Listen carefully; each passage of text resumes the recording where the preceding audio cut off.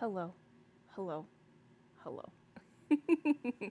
Welcome to Storytime with Moog. I am Moog, and today we are reading Anna Karenina by Leo Tolstoy, starting with Part 6, Chapter 20. But first,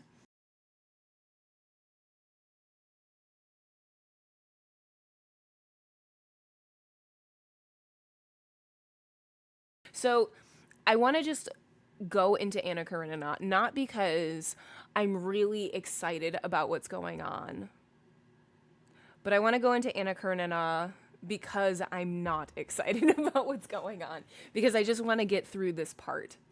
We are starting part 6, chapter 20, and there's 33 chapters in this part, and it is just so much slower than any other part that we have read. So I just want to I just want to rip off the band-aid, you know? I just want to rip off the band-aid and hope that part 7 is better. Okay, so what happened last time? I can tell you in like 2 sentences everything that happened last time.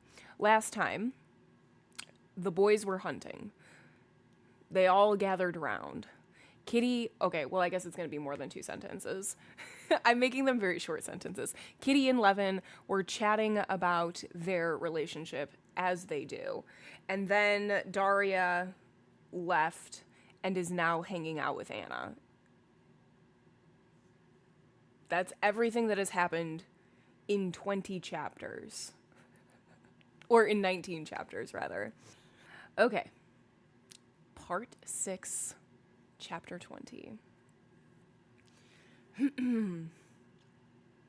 Here's Dolly for you, Princess. You were so anxious to see her, said Anna, coming out with Darya Alexandrovna onto the stone terrace where Princess Varvara was sitting in the shade at an embroidery frame, working at a cover for Count Alexei Kirillovich's easy chair. She says she doesn't want anything before dinner, but please order some lunch for her, and I'll go and look for Alexei and bring them all in. Princess Varvara gave Dolly a cordial and rather patronizing reception, and began at once explaining to her that she was living with Anna because she had always cared more for her than her sister Katerina Pavlovna, the aunt that had brought Anna up, and that now, when anyone had abandoned Anna, she thought it her duty to help her in this most difficult period of transition. Her husband will give her a divorce, and then I shall go back to my solicitude. But how can I be of use? And I am doing my duty, however difficult it may be for me, not like some other people. And how sweet it is of you, how right of you to have come. They live like the best of married couples. It's for God to judge them, not for us. And didn't Beryozovsky and Madame Avienia and Sam Nikandrov and Vasilyev and Madame Mononov and Liza Neptunova? Did no one say anything about them? And it has ended by their being received by everyone. Everyone does as he pleases till dinner time. Dinner at 7 o'clock. Stiva did very rightly to send you. He needs their support. You know that through this mother and brother he can do nothing, and then they do so much good. He didn't tell you about his hospital? Their conversation was interrupted by Anna, who had found the men of the party in the billiard room and returned with them to the terrace. There was still a long time before the dinner hour. It was exquisite weather, and so several different methods of spending the next 2 hours were proposed. There were very many methods of passing the time, and these were all unlike those in use. Un partie de lawn tennis, Veslovsky proposed with his handsome smile. We'll be partners again, Anna Arkadyevna. No, it's too hot. Better stroll about the garden and have a row in the boat. Show Darya Alexandrovna the riverbanks, Vronsky proposed. I agree to anything, said Zviasky. Oh, I imagine that what Dolly would like best would be a stroll. Wouldn't you? And then the boat, perhaps, said Anna. So it was decided. Veslovsky and Tushkevich went off to the bathing place, promising to get the boat ready and to wait there for them. They walked along the path in two couples, Anna with Zviashki and Dolly with Vronsky. Dolly was a little embarrassed and anxious in the new surroundings in which she found herself. Abstractly, theoretically, she did not merely justify, she positively approved of Anna's conduct. It is indeed not unfrequent with women of unimpeachable virtue, weary of the monotony of respectable existence. At a distance, she not only excused illicit love, she positively envied it. Besides, she loved Anna with all her heart. But seeing Anna in actual life among these strangers, with this fashionable tone that was so new to Darya Alexandrovna, she felt ill at ease. What she disliked particularly was seeing Princess Varvara ready to overlook everything for the sake of the comforts she enjoyed. As a general principle, abstractly, Dolly approved of Anna's action, but to see the man for whose sake her action had been taken was disagreeable to her. Moreover, she had never liked Vronsky. She thought him very proud, and saw nothing in him of which he could be proud except his wealth. But against her own will, here in his own house, he overawed her more than ever, and she could not be at ease with him. She felt with him the same feeling she had had with the maid about her dressing jacket. Just as with the maid, she had felt not exactly ashamed, but embarrassed at her darns. So she felt with him not exactly ashamed, but embarrassed at herself. Dolly was ill at ease and tried to find a subject of conversation, even disagreeable to her. Moreover, she had never liked, even though she supposed that through his pride, praise of his house and garden would be sure to be disagreeable to him. She did all the same tell him how much she liked his house. Yes, it's a very fine building, and in the good old-fashioned style, he said. Oh, I like so much the court in front of the steps. Was that always so? Oh, no, he said, and his face beamed with pleasure. If you could only have seen that court last spring. And he began, at first rather diffidently, but more and more carried away by the subject as he went on, to draw her attention to the various details of the decoration of his house and garden. It was evident that, having devoted a great deal of trouble to improve and beautify his home, Vronsky felt a need to show off the improvements to a new person, and was genuinely delighted at Darya Alexandrovna's praise. If you would care to look at the hospital and are not tired indeed, it's not far. Shall we go? He said, glancing into her face to convince himself that she was not bored. Are you coming, Anna? He turned to her. We will come, won't we? She said, addressing Zviashki. We must send and tell them. Yes, this is a monument he is setting up here, said Anna, turning to Dolly with that sly smile of comprehension with which she had previously talked about the hospital. Oh, it's important. It's a work of real importance, said Zviashki. But to show he was not trying to ingratiate himself with Vronsky, he promptly added some slightly critical remarks. I wonder, though, Count, he said, that while you do so much for the health of the peasants, you take so little interest in the schools. You understand it's not on that account, but it just happens so. My interest has been diverted elsewhere. This way, then, to the hospital, he said to Darya Alexandrovna, putting to a turning out of the avenue. The ladies put up their parasols and turned into the side path. After going down several turnings and going through a little gate, Darya Alexandrovna saw, standing on rising ground before her, a large, pretentious-looking red building, almost finished. The iron roof, which was not yet painted, shone with dazzling brightness in the sunshine. Beside the finished building, another had been begun, surrounded by scaffolding. Workmen in aprons standing on scaffolds were laying bricks, pouring mortar out of vats and smoothing it with trowels.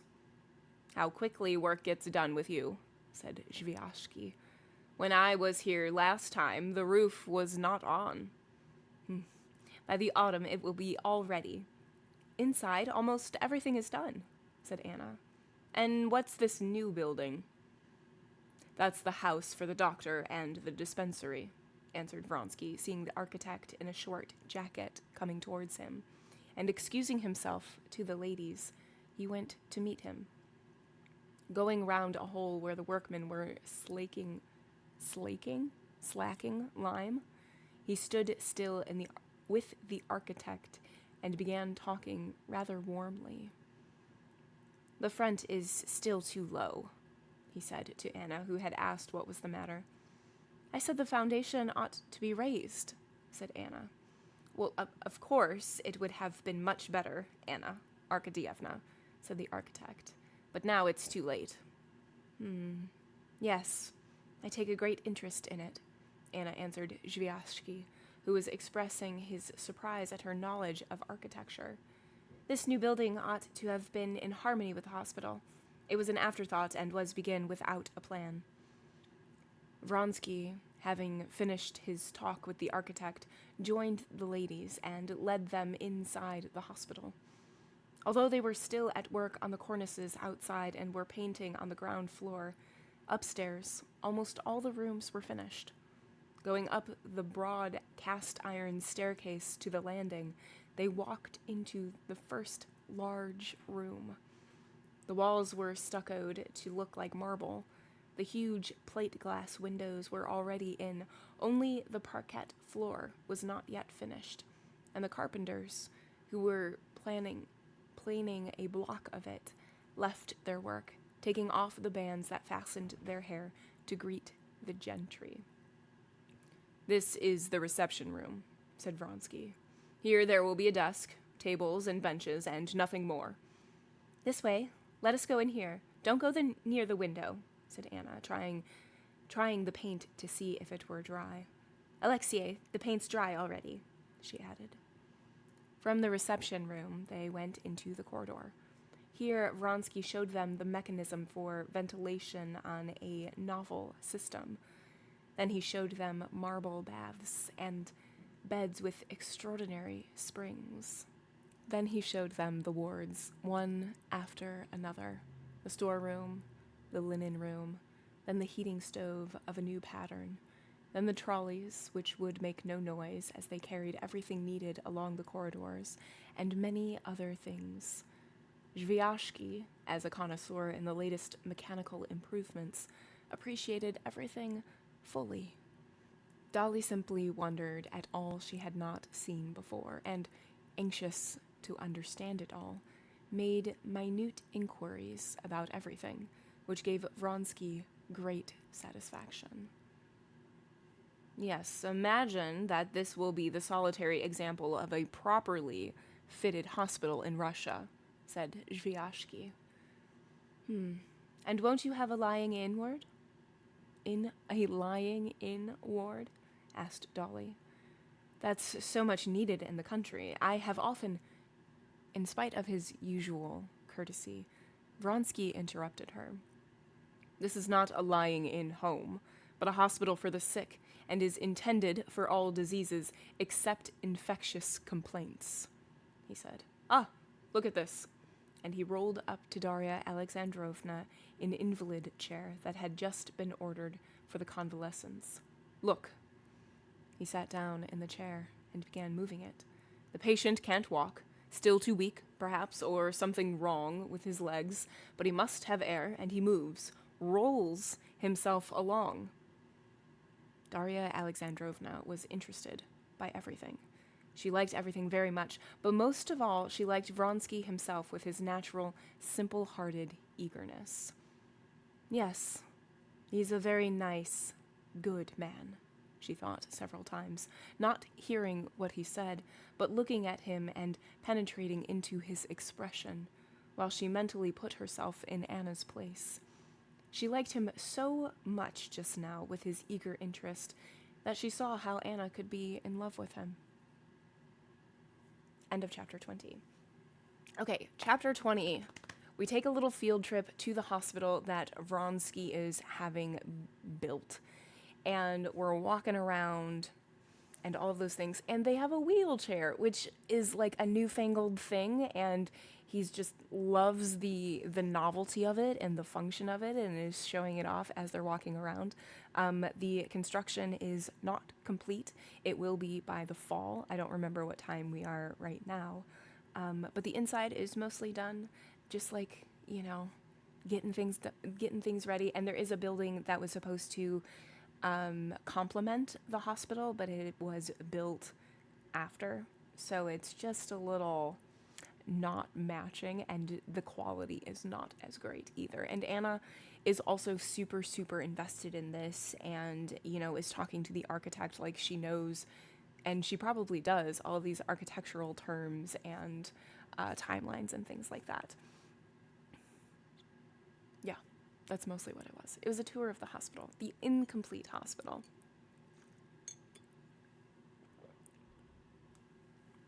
Chapter 21. No, I think the princess is tired, and horses don't interest her, Vronsky said to Anna, who wanted to go on to the stables, where Zviashki wished to see the new stallion. You go on, while I escort the princess home, and we'll have a little talk, he said. If you would like that, he added, turning to her. Oh, I know nothing about horses, and I shall be delighted, answered Darya Alexandrovna, rather astonished. She saw by Vronsky's face that he wanted something from her. She was not mistaken. As soon as they had passed through the little gate back into the garden, he looked in the direction Anna had taken, and having made sure that she could neither hear nor see them, he began. You guess that I have something I want to say to you, he said, looking at her with laughing eyes. I am not wrong in believing you to be a friend of Anna's.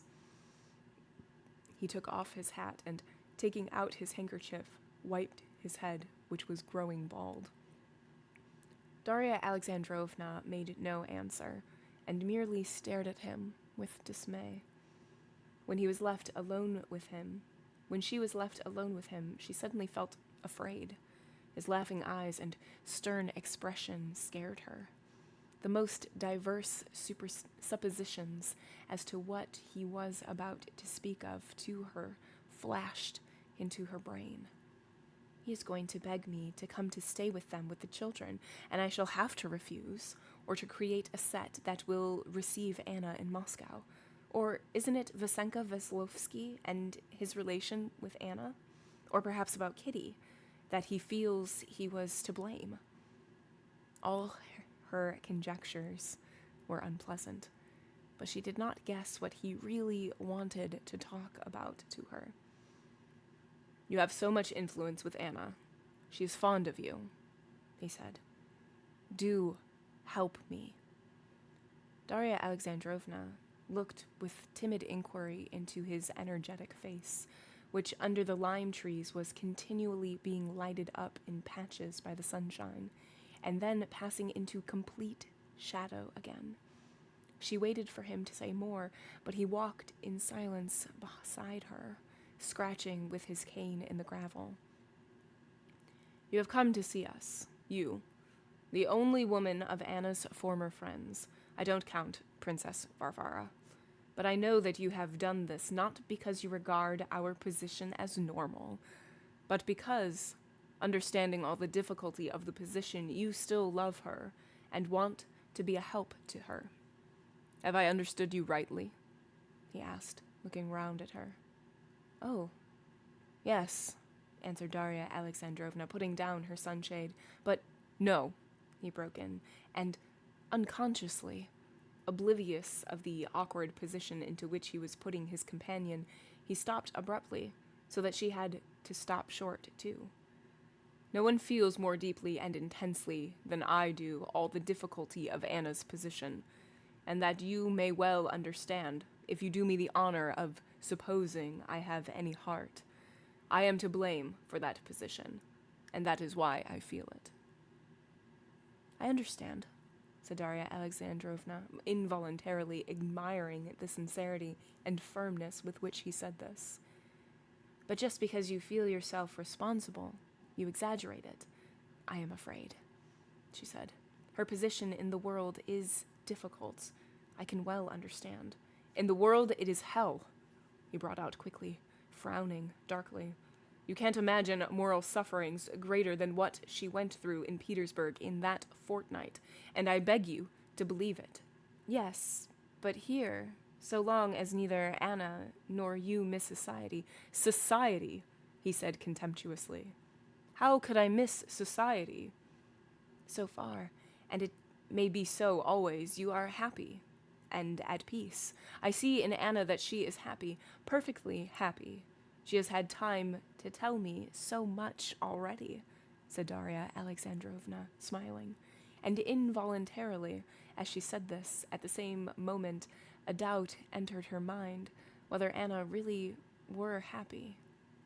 But Vronsky, it appeared, had no doubts on that score. Yes, he said. I know that she has revived after all her sufferings. She is happy. She is happy in the present, but I am afraid of what is before us. I beg your pardon. You would like to walk on? Oh, no, I don't mind. Well then, let us sit here. Darya Alexandrovna sat down on a garden seat in a corner of the avenue. He stood up, facing her. I see that she is happy, he repeated, and the doubt whether she were happy sank more deeply into Darya Alexandrovna's mind. But can it last? Whether we have acted rightly or wrongly is another question, but the die is cast, he said, passing from Russian to French, and we are bound together for life. We are united by all the ties of love that we hold most sacred. We have a child. We may have other children. But the law and all the conditions of our position are such that thousands of complications arise which she does not see and does not want to see, and that one can well understand. But I can't help seeing them. My daughter is by law not my daughter, but Karenin's. I cannot bear this falsity, he said, with a vigorous gesture of refusal, and he looked with gloomy inquiry towards Darya Alexandrovna. She made no answer, but simply gazed at him. He went on. One day a son may be born, my son, and he will be legally a Karenin. He will not be the heir of my name, nor of my property, and however happy we may be in our home life, and however many children we may have, there will be no real tie between us. They will be Karenins. You can understand the bitterness and horror of this position. I have tried to speak of this to Anna. It irritates her. She does not understand, and to her I cannot speak plainly of all this. Now, look at the other side. I am happy in her love, but I must have occupation. I have found occupation, and am proud of what I am doing, and consider it nobler than the pursuits of my former companions at court and in the army. And most certainly, I would not change the work I am doing for theirs. I am working here, settled in my own place, and I am happy and contented, and we need nothing more to make us happy. I love my work here. On the contrary, Darya Alexandrovna noticed that at this point in his explanation he grew confused, and she did not quite understand this transgression, this digression, but she felt that having once begun to speak of matters near his heart, of which he could not speak to Anna, He was now making a clean breast of everything, and that the question of his pursuits in the country fell into the same category of matters near his heart as the question of his relations with Anna. "Well, I will go on," he said, collecting himself. "The great thing is that as I work, I want to have a conviction that what I am doing will not die with me, that I shall have heirs to come after me, and this I have not. Conceive the position of a man who knows that his children, the children of the woman he loves, will not be his, but will belong to someone who hates them and cares nothing about them. It is awful." He paused, evidently much moved. "Yes, indeed, I see that. But what can Anna do?" queried Darya Alexandrovna. "Yes, that brings me to the object of my conversation," he said, calming himself with an effort. "Anna can, it depends on her, even to petition the Tsar for legitimization. A divorce is essential. And that depends on Anna. Her husband agreed to a divorce. At that time, your husband had arranged it completely, and now I know he would not refuse it. It is only a matter of writing to him. He said plainly at that time that if she expressed the desire, he would not refuse. Of course," he said gloomily, "it is one of those pharisaical cruelties of which only such heartless men are capable. He knows what agony any recollection of him must give her, and knowing her, he must have a letter from her. I can understand that it is agony to her, but the matter is of such importance that one must. I won't speak of myself, though it's hard for me, very hard," he said with an expression as though he were threatening someone for its being hard for him. "And so it is, Princess, that I am shamelessly clutching at you as an anchor of salvation. Help me to persuade her to write to him and ask for a divorce." "Yes, of course," Darya Alexandrovna said dreamily, as she vividly recalled her last interview with Alexei Alexandrovich. "Yes, of course," she repeated with decision, thinking of Anna. "Use your influence with her. Make her write. I'm almost unable to speak about this to her." "Very well.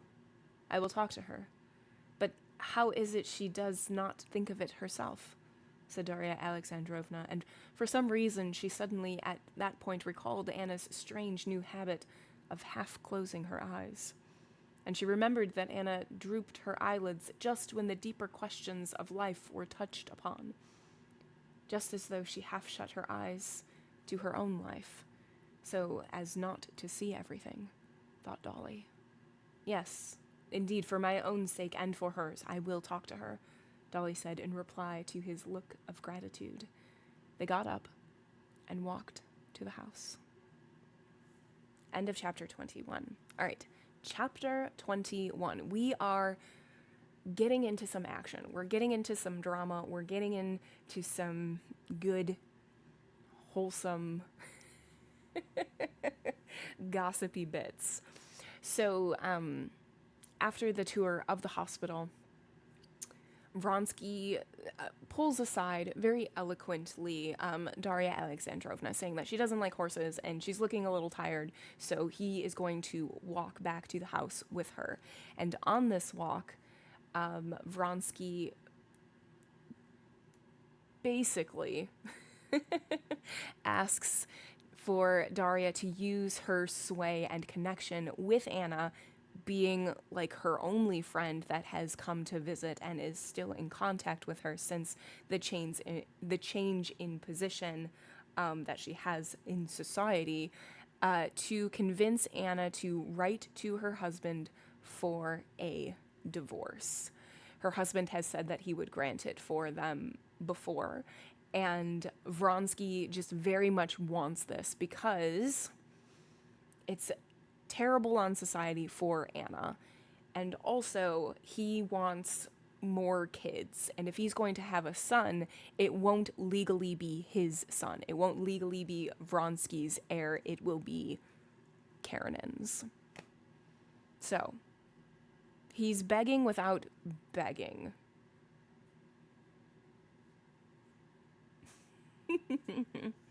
All right, chapter 22.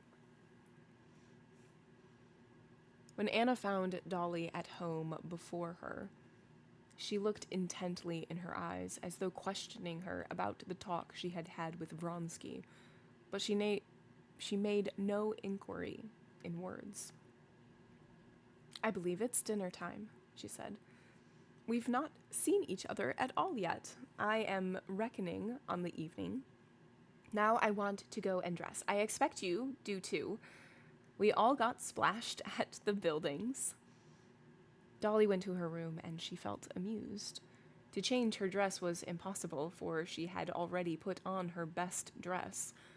But in order to signify in some way her preparation for dinner, she asked the maid to brush her dress, changed her cuffs and tie, and put some lace on her head.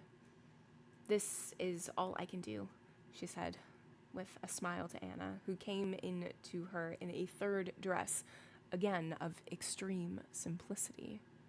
"Yes, we are too formal here," she says, as it were apologizing for her magnificence. "Alexei is delighted at your visit, as he rarely is at anything. He has completely lost his heart to you," he added. "You're not tired?"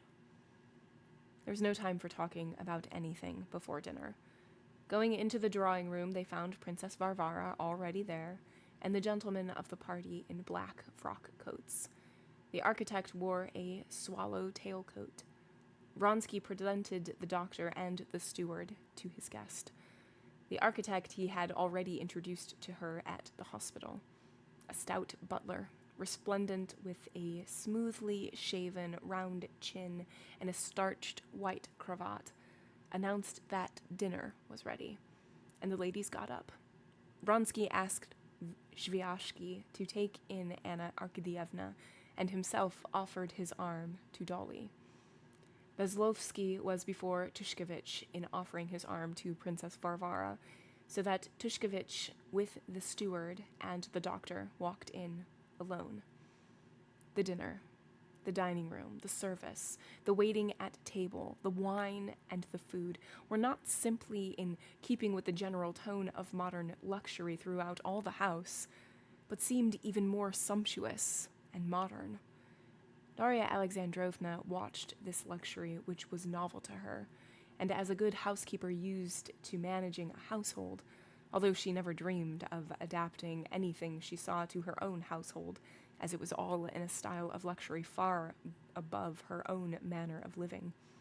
She could not help scrutinizing every detail, and wondering how and by whom it was all done. Vasenka Veslovsky, her husband, and even Zviashki, and many other people she knew, would never have considered this question, and would have readily believed what every well-bred host tries to make his guest feel, that is, that all that is well-ordered in his house has cost him, the host, no trouble whatever, but comes of itself. Darya Alexandrovna was well aware that even porridge for the children's breakfast does not come of itself, and that therefore, where so complicated and magnificent a style of luxury was maintained, someone must give earnest attention to its organization. And from the glance with which Alexei Kirillovich scanned the table, from the way he nodded to the butler and offered Darya Alexandrovna her choice between cold soup and hot soup, she saw that it was all organized and maintained by the care of the master of the house himself. It was evident that it all rested no more upon Anna than upon Veslovsky. She, Zviashki, the princess, and Veslovsky were equally guests, with light hearts enjoying what had been arranged for them. Anna was the hostess only in conducting the conversation. The conversation was a difficult one for the lady of the house at a small table with persons present, like the steward and the architect, belonging to a completely different world, struggling not to be overawed by an elegance to whom they were accustomed and unable to sustain a large share in the general conversation. But this difficult conversation Anna directed with her usual tact and naturalness, and indeed, she did so with actual enjoyment, as Darya Alexandrovna observed. The conversation began about the row Tushkevich and Veslovsky had taken alone together in the boat, and Tushkevich began describing the last boat races in Petersburg at the yacht club. But Anna, seizing the first pause, at once turned to the architect to draw him out of his silence. Nikolai Ivanitch was struck, she said, meaning Zviashki, at the progress the new building had made since he was here last. But I am there every day, and every day I wonder at the rate at which it grows. It's first rate, working with His Excellency, said the architect with a smile. He was respectful and composed, though with a sense of his own dignity. It's a very different matter to have to do with the district authorities, where one would have to write out sheaves of papers. Here I call upon the Count, and in 3 words we settled the business. The American way of doing business, said Zviashki with a smile. Yes, there they build in a rational fashion. The conversation passed to the misuse of political power in the United States, but Anna quickly brought it round to another topic, so as to draw the steward into talk.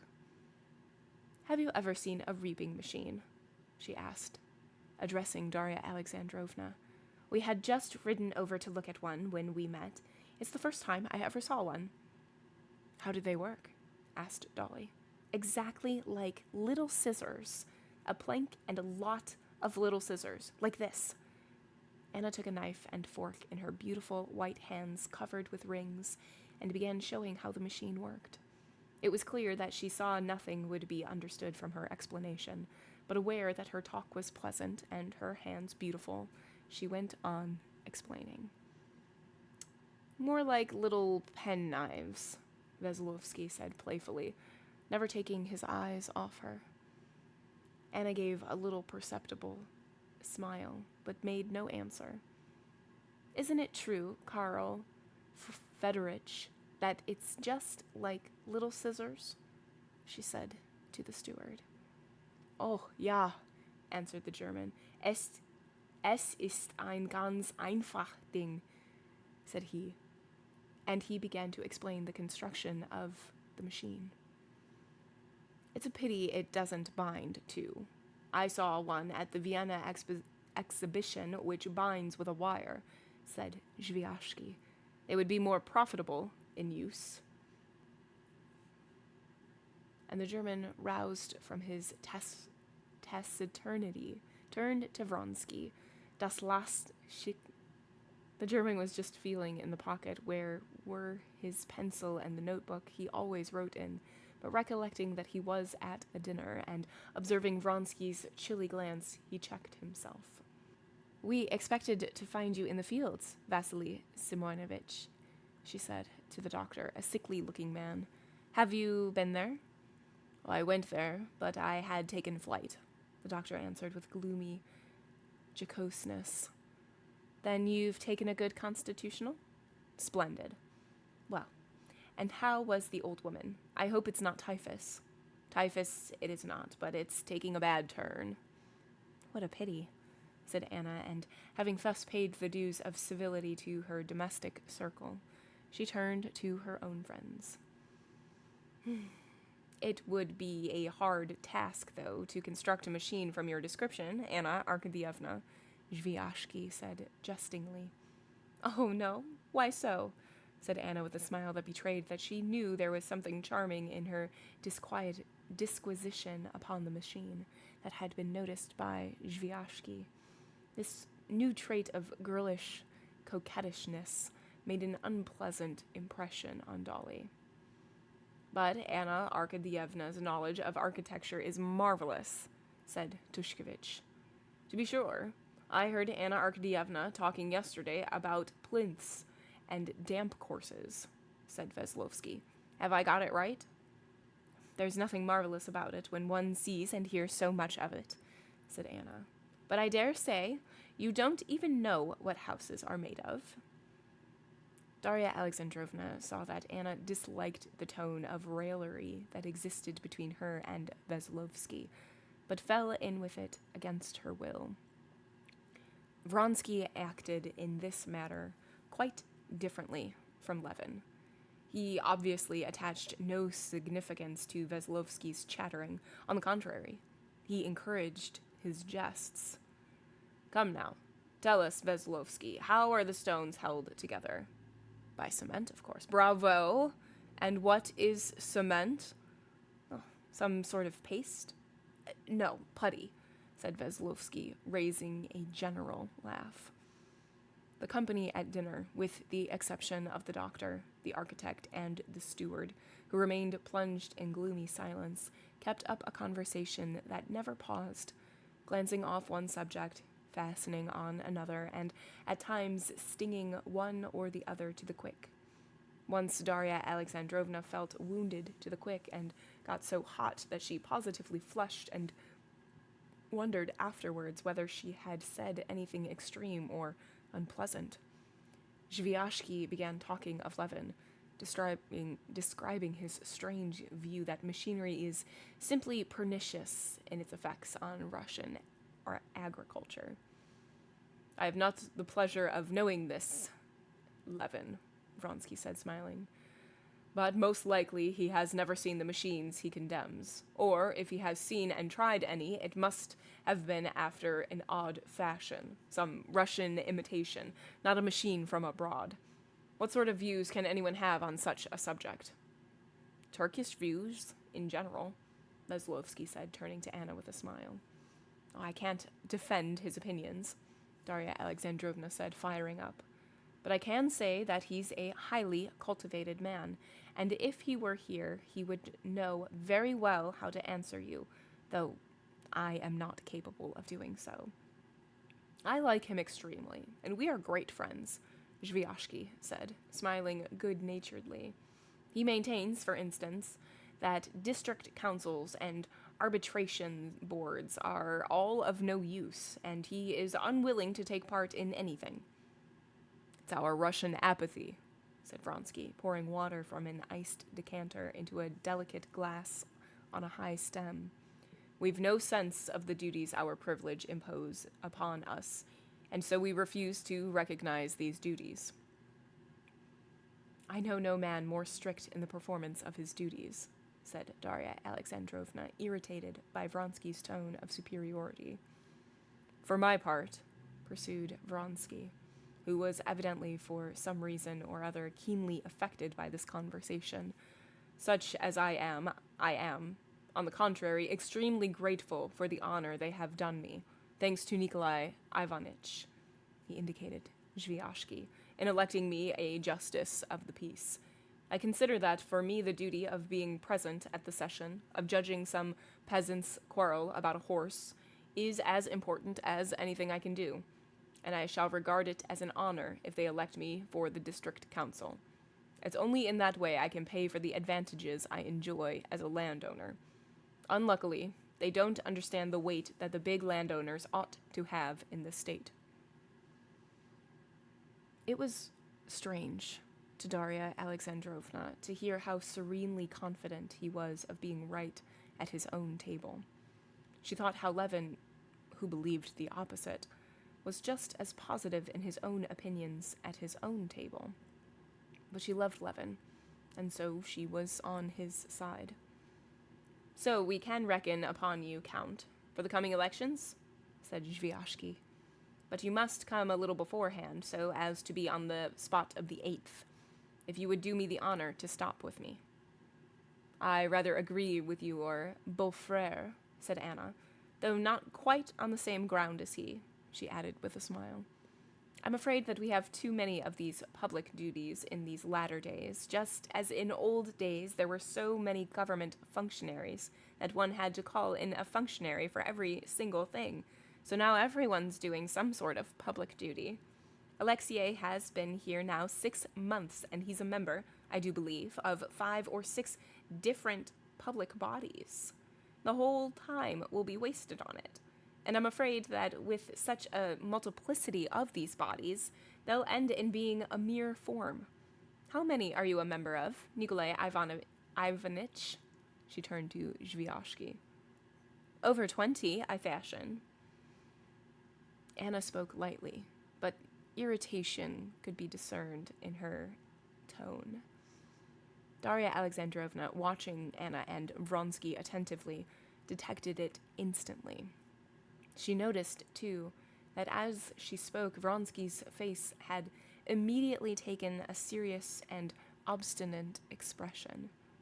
Noticing this, and that Princess Varvara at once made haste to change the conversation by talking of Petersburg acquaintances, and remembering what Vronsky had, without apparent connection, said in the garden of his work in the country, Dolly surmised that this question of public activity was connected with some deep private disagreement between Anna and Vronsky. The dinner, the wine, the decoration of the table were all very good, but it was all like what Darya Alexandrovna had seen at formal dinners and balls, which of late years had become quite unfamiliar to her. It all had the same impersonal and constrained character, and so on an ordinary day and in a little circle of friends, it made a disagreeable impression on her. After dinner, they sat on the terrace. Then they proceeded to play lawn tennis. The players, divided into two parties, stood on opposite sides of a tightly drawn net with gilt poles on the carefully leveled and rolled croquet ground. Darya Alexandrovna made an attempt to play, but it was a long time before she could understand the game. And by the time she did understand it, she was so tired that she sat down with Princess Varvara and simply looked on at the players. Her partner, Dushkovich, gave up playing too, but the others kept the game up for a long time. Zviashki and Vronsky both played very well and seriously. They kept a sharp lookout on the balls served to them, and without haste or getting in each other's way, they ran adroitly up to them, waited for the rebound, and neatly and accurately returned them over the net. Veslovsky played worse than the others. He was too eager, but he kept the players lively with his high spirits. His laughter and outcries never paused. Like the other men of the party, with the ladies' permission, he took off his coat, and his solid, comely figure in his white shirt sleeves, with his red, perspiring face and his impulsive movements, made a picture that imprinted itself vividly on the memory. When Darya Alexandrovna lay in that bed at night, as soon as she closed her eyes, she saw Vasenka Veslovsky flying about the croquet ground. During the game, Darya Alexandrovna was not enjoying herself. She did not like the light tone of raillery that was kept up by all the time between Vasenka Veslovsky and Anna, and the unnaturalness altogether of grown-up people, all alone, without children, playing at a child's game. But to avoid breaking up the party and to get through the time somehow, after a rest, she joined the game again and pretended to be enjoying it. All that day it seemed to her as though she were acting in a theater with actors cleverer than she, and that her bad acting was spoiling the whole performance. She had come with the intention of staying 2 days if all went well. But in the evening, during the game, she made up her mind that she would go home next day. The maternal cares and worries, which she had so hated on the way, now, after a day spent without them, struck her in quite another light, and tempted her back to them. When, after evening tea and a row by night in the boat, Darya Alexandrovna went alone to her room, took off her dress, and began arranging her thin hair for the night, she had a great sense of relief. It was positively disagreeable to her to think that Anna was coming to see her immediately. She longed to be alone with her own thoughts. End of chapter 22. All right, chapter 22, we have dinner.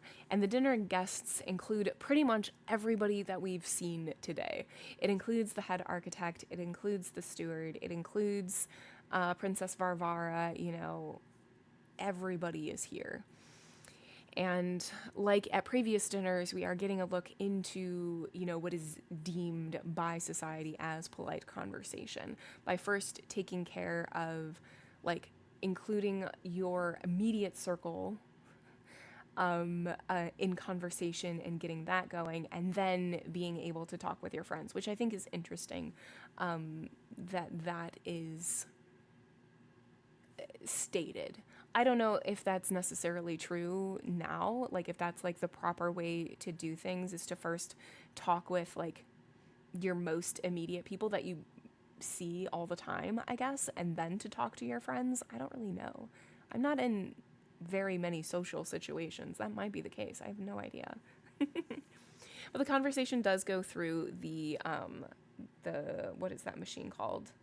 I don't remember, but one of the farming machines, which is something that Levin has talked about. And so Daria is coming from Levin's perspective and knowing, that he feels very strongly and his feelings are very different than Vronsky's. And Vronsky is not trying to argue, but trying to just prove that, like, his way of thinking is better. And Levin just obviously doesn't know what he's talking about. And Daria knows that, like, if Levin was there, Levin would be able to argue his point better, and has even heard Levin talk so passionately about how he feels about, just work in general, but also specifically work on his land and how it should be, and the technology used and the people and like their jobs and all of those things. So I find that to be interesting. And then they go and they play lawn tennis. And there is at the very end of the chapter, we have Daria going to bed, and she's changed, and she's like, oh, thank you. She's like getting her hair ready and everything like that. And she's finally a time of quiet, because it just sounds like they've been just like trying to keep her engaged like this whole time. And the last thing we say, or the last thing that it says, is she longed to be alone with her own thoughts and wasn't immediately expecting Anna. And so I'm assuming chapter 23, we're gonna get Anna. That's what I'm guessing.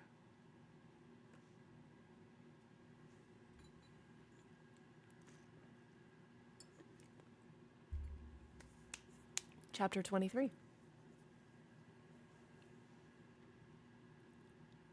Dolly was wanting to go to bed when Anna came in to see her, attired for the night.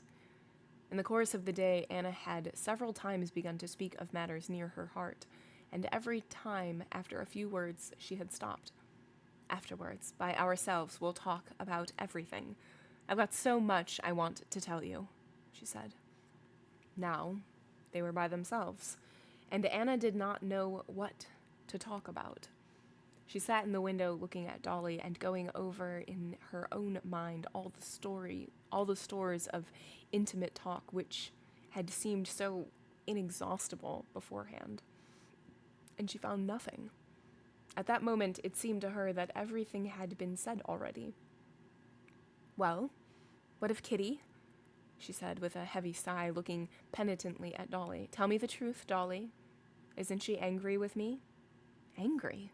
Oh, no, said Darya Alexandrovna, smiling. But she hates me? Despises me? No, but you know that sort of thing isn't forgiven. Yes, said Anna, turning away and looking out of the open window. But I was not to blame. And who is to blame?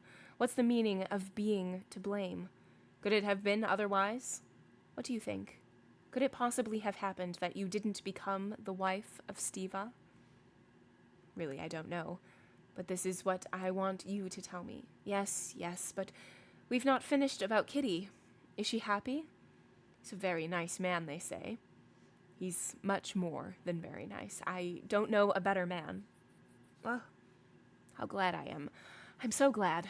Much more than very nice, she repeated. Dolly smiled. But tell me about yourself. We've a great deal to talk about, and I've had a talk with... Dolly did not know what to call him. She felt it awkward to call him either the Count or Alexei Kirillovich. With Alexei, said Anna. I know what you talked about, but I wanted to ask you directly what you think of me, of my life. How am I to say like that straight off? I really don't know. No, tell me all the same. You see my life, but you mustn't forget that you're seeing us in the summer, when you have come to us and we are not alone. But we came here early in the spring, lived quite alone, and shall be alone again, and I desire nothing better. But imagine me living alone without him. Alone, and that will be. I see by everything that it will often be repeated, that he will be half the time away from home, she said, getting up and sitting down closely by Dolly. Of course, she interrupted Dolly, who would have answered, of course, I won't try to keep him by force. I don't keep him, indeed. The races are just coming. His horses are running. He will go. I'm very glad. But think of me. Fancy my position. What's the use of talking about it? She smiled. Well, what did he talk about with you? He spoke of what I want to speak about of myself, and it's easy for me to be his advocate of whether there is not a possibility, whether you could not. Darya Alexandrovna hesitated. Correct. Improve your position. You know how I look at it, but all the same, if possible, you should get married. Divorce, you mean? Said Anna. Do you know, the only woman who came to see me in Petersburg was Betsy Tverskaya. You know her, of course. She had an intrigue with Dushkovich, deceiving her husband in the basest way, and she told me that she did not care to know me so long as my position was irregular. Don't imagine I would compare. I know you, darling. But I could not help remembering. Well. So, what did he say to you? She repeated. He said that he was unhappy on your account and on his. Perhaps you will say that it is egoism, but what a legitimate and noble egoism. He wants, first of all, to legitimize his daughter and to be your husband, to have a legal right to you. What wife, what slave can be so utterly a slave as I, in my position? She put in gloomily. The chief thing he desires that you should not suffer. That's impossible. Well, the most legitimate desire. He wishes that your children should have a name. What children? Said Anna, not looking at Dolly and half closing her eyes. Annie, and those to come. He need not trouble on that score. I shall have no more children. How can you tell that you won't? I shall not, because I don't wish it. And in spite of all her emotion, Anna smiled, and she caught the naive expression of curiosity, wonder, and horror on Dolly's face. The doctor told me after my illness. Impossible, said Dolly, opening her eyes wide. For her, this was one of those discoveries, the consequences and deductions from which are so immense that all that one feels for the first instant is that it is impossible to take it all in, and that one will have to reflect a great, great deal upon it. This discovery, suddenly throwing light on all those families of 1 or 2 children, which had hitherto been so incomprehensible to her, aroused so many ideas, reflections, and contradictory emotions that she had nothing to say, and simply gazed with wide open eyes of wonder at Anna. This was the very thing she had been dreaming of, but now learning that it was possible, she was horrified. She felt that it was too simple a solution of too complicated a problem. "Ne c'est pas immoral?" was all she said after a brief pause. "Why so?"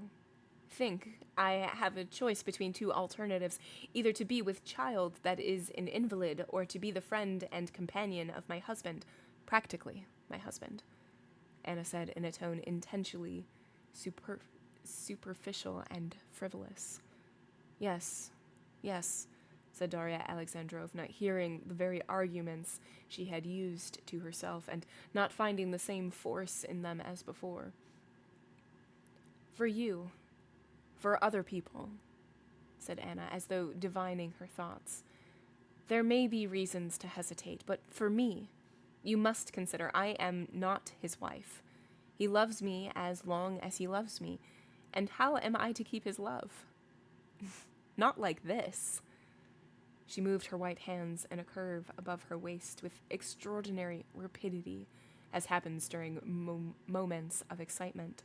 Ideas and memories rushed into Darya Alexandrovna's head.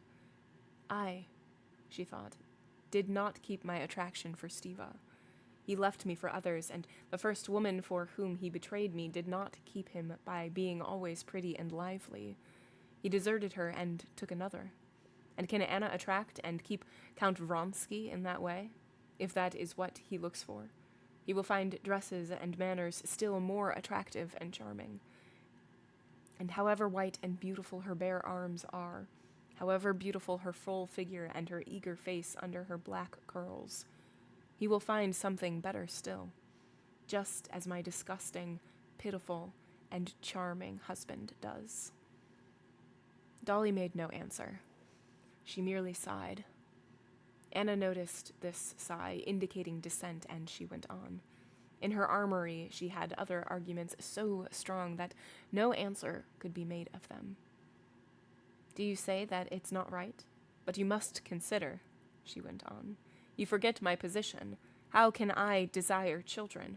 I'm not speaking of the suffering. I'm not afraid of that. Think only, what are my children to be? Ill-fated children who have to bear a stranger's name. For the very fact of their birth, they will be forced to be shamed of their mother, their father, their birth. But that is just why a divorce is necessary. But Anna did not hear her. She longed to give utterance to all the arguments with which she had so many times convinced herself. What is reason given for me if I am not to use it to avoid bringing unhappy beings into the world? She looked at Dolly, but without waiting for a reply, she went on. I should always feel I had wronged these unhappy children, she said. If they are not, at any rate, they are not unhappy, while if they are unhappy, I alone should be to blame for it. These were the very arguments Darya Alexandrovna had used in her own reflections, but she heard them without understanding them. How can one wrong creatures that don't exist, she thought. And all at once the idea struck her. Could it possibly, under any circumstances, have been better for her favorite Grisha if he had never existed? And this seemed to her so wild, so strange, that she shook her head to drive away this tangle of whirling, mad ideas. No, I don't know. It's not right, was all she said, with an expression of disgust on her face. Yes, but you mustn't forget that you and I... And besides that, added Anna, in spite of a wealth of her arguments and the poverty of Dolly's objections, seeming still to admit that it was not right. Don't forget the chief point, that I am not now in the same position as you. For you, the question is, do you desire not to have any more children, while for me it is, do I desire to have them? And that's a great difference. You must see that I can't desire it in my position. Darya Alexandrovna made no reply. She suddenly felt that she had got far away from Anna, that there lay between them a barrier of questions on which they could never agree, and about which it was better not to speak. End of chapter 23. Don't speak, I don't know what you're thinking. All right, chapter 23. Daria is ready to go to sleep, and Anna busts in like the Kool-Aid man, ready to talk. And there's so many things to talk about, and they both know the big thing that they want to talk about. But Anna is like, maybe I can, get her to talk about Kitty a little bit more. And so they talk about Kitty a little bit more. And then she's like, I know that you talked to Vronsky. What did Vronsky want? And so Daria is like, yes, divorce. And Anna is like, no. And it's like, okay, well, why? And so then they talk about future children.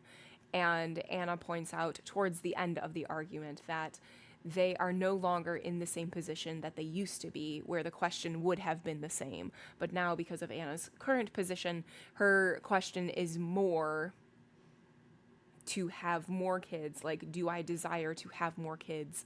Whereas Daria's question is more, what was the question? Oh my gosh, why am I brain farting? Do you desire not to have more? That's what it is. Do you desire not to have more? Like, is this the time to stop? Whereas Anna's is this the time to have more? Which is a completely different question. So Anna is thinking about the future children and how they will be perceived by society, regardless of if she gets divorced or if she doesn't. And she doesn't see a happy situation in either case. So she is trying to puzzle that through. And then also there is this always constant underlying layer of, if Anna's looks change to the point of no longer being desirable by Vronsky, he can just be like Stiva and just find another mistress, which Anna is still, a mistress. She's still married to another man, and they are in their, their own little bubble of happy, even though everything is just so fraught with discord. So yeah, I think that is also interesting as well. And we've already had insight in previous parts of Anna already questioning how much Vronsky loves her still. So then added on to that about having more children. While Vronsky might think that he wants more children and want an heir, what is that going to do for Anna, and what is that going to do for the future children? And I think that is just a wildly complicated and complex questions to have. Great. Okay. Part 6, for like the whole time leading up to until we got back to Anna, slog. Now, much better.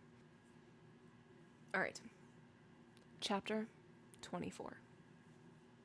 Then there is all the more reason for you to legalize your position, if possible, said Dolly. Yes, if possible, said Anna, speaking all at once in an utterly different tone, subdued and mournful. Surely you don't mean a divorce is impossible. I told your husband had consented to it. Dolly, I don't want to talk about that. Oh, we won't then, Darya Alexandrovna hastened to say, noticing the expression of suffering on Anna's face. All I see is that you take too gloomy a view of light, of things. I? Not at all.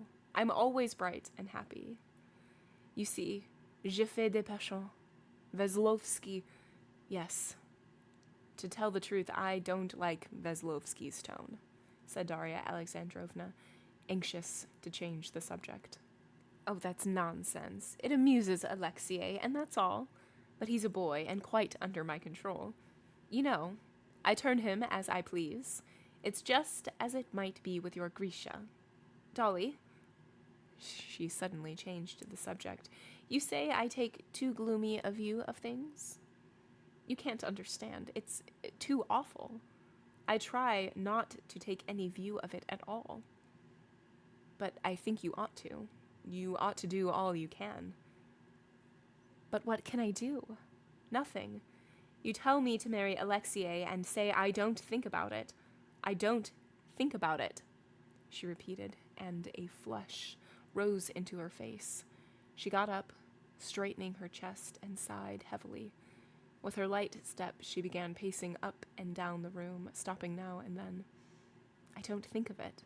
Not a day, not an hour passes that I don't think of it, and blame myself for thinking of it, because thinking of that may drive me mad. Drive me mad, she repeated. When I think of it, I can't sleep without morphine. But never mind. Let us talk quietly. They tell me divorce. In the first place, he won't give me a divorce. He's under the influence of Countess Lydia Ivanovna now. Darya Alexandrovna, sitting erect on a chair, turned her head, following Anna with a face of sympathetic suffering. You ought to make an attempt, she said softly. Suppose I make the attempt. What does it mean? She said, evidently giving utterance to a thought 1,000 times thought over and learned by heart.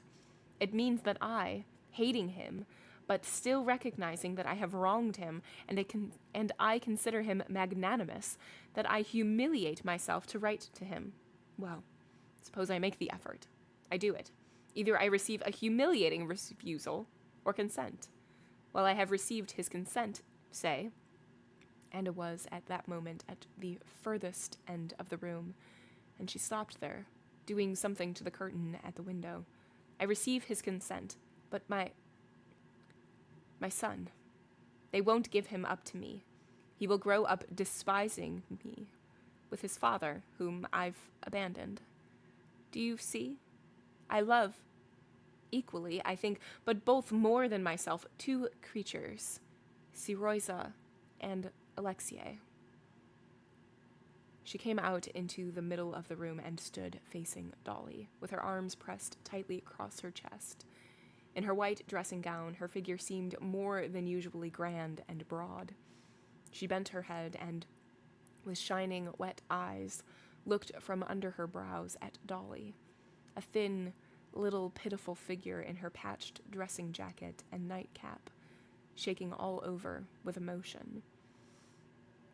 It is only those two creatures that I love, and one excludes the other. I can't have them together, and that's the only thing I want, and since I can't have that, I don't care about the rest. I don't care about anything, and it will end one way or another, and so I can't. I don't like to talk of it. So don't blame me. Don't judge me for anything. You can't, with your pure heart, understand all that I am suffering. She went up, sat down beside Dolly, and with a guilty look, peeped into her face and took her hand. What are you thinking? What are you thinking about me? Don't despise me. I don't deserve contempt. I'm simply unhappy. If anyone is unhappy, I am. She articulated, and turning away, she burst into tears. Left alone, Darya Alexandrovna said her prayers and went to bed. She had felt for Anna with all her heart while she was speaking to her, but now she could not force herself to think of her. The memories of home and of her children rose up in her imagination with a peculiar charm quite new to her, with a sort of new brilliance. That world of her own seemed to her now so sweet and precious that she would not on any account spend an extra day outside it, and she made up her mind that she would certainly go back next day. Anna, meantime, went back to her room, took a wineglass, and dropped into it several drops of a medicine, of which the principal ingredient was morphine. After drinking it off and sitting still a little while, she went into her bedroom in a soothed and more cheerful frame of mind. When she went into the bedroom, Vronsky looked intently at her. He was looking for traces of the conversation which he knew that, staying so long in Dolly's room, she must have had with her. But in her expression of restrained excitement and of a sort of reserve, He could find nothing but the beauty that always bewitched him afresh, though he was used to it, the consciousness of it, and the desire that it should affect him. He did not want to ask her what they had been talking of, but he hoped that she would tell him something of her own accord. But she only said, "I'm so glad you like Dolly. You do, don't you?" "Oh, I've known her a long while, you know. She's very good-hearted, I suppose. Still, I'm very glad to see her." He took Anna's hand and looked inquiringly into her eyes. Misinterpreting the look, she smiled to him. Next morning, in spite of the protests of her hosts, Darya Alexandrovna prepared for her homeward journey. Levin's coachman, in his by no means new coat and shabby hat, with his ill-matched horses and his coach with the patched mud guards, drove with gloomy determination into the covered gravel approach. Darya Alexandrovna disliked taking leave of Princess Varvara and the gentlemen of the party. After a day spent together, both she and her hosts were distinctly aware that they did not get on together, and that it was better for them not to meet. Only Anna was sad. She knew that now, from Dolly's departure, no one again would stir up within her soul the feelings that had been roused by their conversation. It hurt her to stir up these feelings, but yet she knew that that was the best part of her soul, and that that part of her soul would quickly be smothered in the life she was leading. As she drove out into the open country, Darya Alexandrovna had a delightful sense of relief, and she felt tempted to ask the two men how they had liked being at Vronsky's, when suddenly the coachman Philip expressed himself unasked. "Rolling in wealth they may be, but 3 pots of oats was all they gave us. Everything cleared up till there wasn't a grain left by crow. What are 3 pots? A mere mouthful, and oats now down to 45 kopecks. At our place, no fear, all comers may have as much as they can eat." "The master's a screw," put in the counting-house clerk. "Well, did you like their horses?" asked Dolly. "The horses? There's no two opinions about it, and the food was good, and it seemed to me sort of dreary there, Darya Alexandrovna. I don't know what you thought," he said, turning his handsome, good-natured face to her. "I thought so, too. Well, shall we get home by evening?" "We must." On reaching home and finding everyone entirely satisfactory and particularly charming, Darya Alexandrovna began with great liveliness, telling them how she had arrived, how warmly they had received her, of the luxury and good taste in which the Vronskys lived, and of their recreations, and she would not allow a word to be said against them. "One has to know Anna and Vronsky. I have got to know him better now, to see how nice they are, and how touching," she said, speaking now with perfect sincerity, and forgetting the vague feeling of dissatisfaction and awkwardness she had experienced there. End of chapter 24. All right, so we finished our conversation with Anna and with Darya, and Anna is feeling feels that only Darya could have brought out from her because they are close. And at the end of the night, Darya is like, and just peacefully goes to sleep. And Anna goes back to her room, and she's still, like, thinking in her thoughts. And in her glass, she has 3 drops of mostly morphine. There was a comment earlier, or an observation earlier that Darya made, that Anna's eyes are half open or half closed, you know, however you want to see the glass. And now we know why. Anna's having a lot of morphine to help her through this. And so Vronsky is trying to get out of Anna whether or not, like, she is going to actually write to her husband Alexei to see about a divorce, and Anna's not really giving an answer. And then the next day, Darya's like, "Well, I'm off," and so they leave. Much to against the protests of the hosts. They're like, oh no, please stay, please. And Daria's like, no, I'm gonna leave. And so she leaves. And I am hoping, okay, good. The next chapter stays with Vronsky and Anna. I was gonna say, I'm hoping that we're not going back to more Levin in this part. We've had a lot of Levin in part 6. Chapter 25. Vronsky and Anna spent the whole summer and part of the winter in the country, living in just the same condition and still taking no steps to obtain a divorce. It was an understood thing between them that they should not go away anywhere, but both felt the longer they lived alone, especially in the autumn, without guests in the house, that they could not stand this existence, and that they would have to alter it. Their life was apparently such that nothing better could be desired. They had the fullest abundance of everything. They had a child, and both had occupation. Anna devoted just as much care to her appearance when they had no visitors, and she did a great deal of reading, both of novels and of what serious literature was in fashion. She ordered all the books that were praised in the foreign papers and reviews she received, and read them with that concentrated attention which is only given to what is read in seclusion. Moreover, every subject that was of interest to Vronsky she studied in books and special journals, so that he often went straight to her with questions relating to agriculture or architecture, sometimes even with questions related to horse breeding or sport. He was amazed at her knowledge, her memory, and at first was disposed to doubt it, to ask for confirmation of her facts, and she would find what he asked for in some book and show it to him. The building of the hospital, too, interested her. She did not merely assist, but planned and suggested a great deal herself.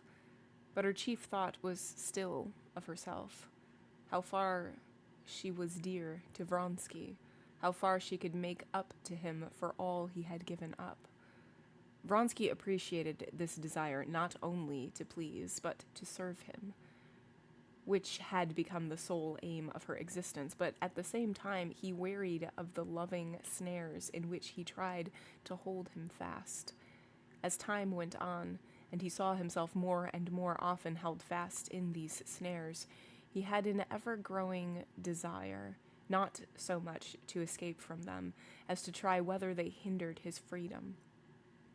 But had it not been for this growing desire to be free, not to have scenes every time he wanted to go to the town to a meeting or a race, Vronsky would have been perfectly satisfied with his role, with his life, the role he had taken up, the role of a wealthy landowner, one of that class which ought to be the very heart of the Russian aristocracy, was entirely to his taste.